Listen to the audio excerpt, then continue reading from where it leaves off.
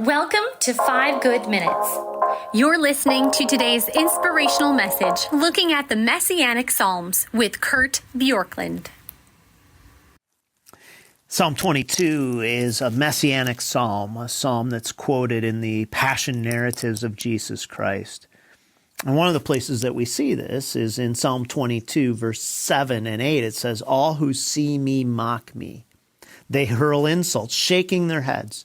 He trusts in the Lord, they say. Let the Lord rescue." And we see this quoted in Matthew chapter 27, verse 39 and 43, which again is in this section of Jesus in his passion.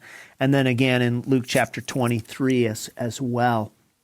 And when he says, all who basically mock me, they hurl insults, shaking their heads, the NLT, the New Living Translation, says that they sneer at me.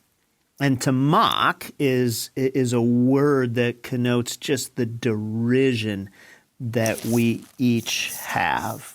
And so Jesus then takes this language that was David's and he incorporates it into the cross and says, they are mocking me. So clearly there's a sense in which Psalm 22 is predictive of Jesus and his passion, but there's also a sense in which it was the real experience of a real person in David who says, they have mocked me, they have sneered me, and chances are at some point of your life, you have experienced people who have mocked you for your faith, mocked you for the way that you live your life. They've sneered at you.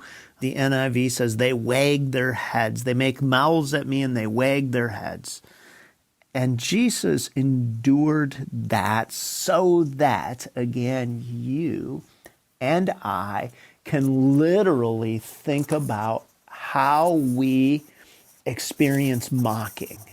He did it to fulfill the prophecy. He did it because it was reality, but he also did it so that when there is a time in which you feel as if people are belittling you, writing you down, and thinking of you as somehow being less than, sometimes because of the very faith that you exercise, that you would be able to say, you know what, I know that God delivers those that feel mocked and ridiculed.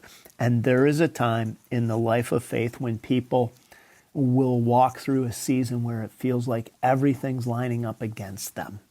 And then he says this, verse 8, it says, he trusts in the Lord, they say. Let him rescue him, for he delights in him. And this is a beautiful phrase. The trust in the Lord here is the same phrase that's used so famously in Psalm 37, verse 5, where it talks about trusting in the Lord, and the Hebrew connotes the idea of rolling your troubles onto him.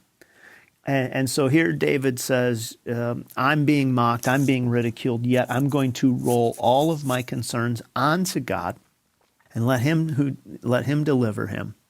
Let him rescue him, for he delights in him. And the delight here comes from the declaration of God. Do you notice the contrast between mocking and delight?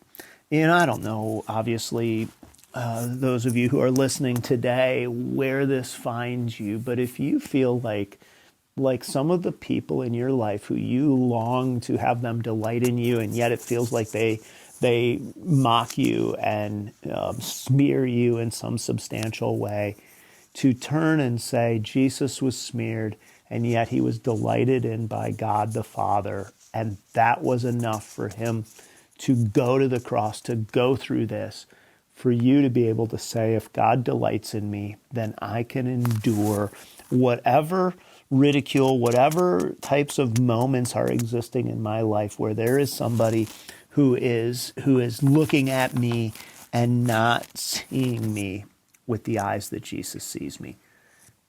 Today, remember, if you are in Jesus Christ, God delights in you. And Jesus has been mocked so that you can know with certainty that you are delighted in. Thanks for joining us here today. There's a lot of great content to explore on Orchard Hill Plus and on the Orchard Hill main feed from the weekend. Have a great day.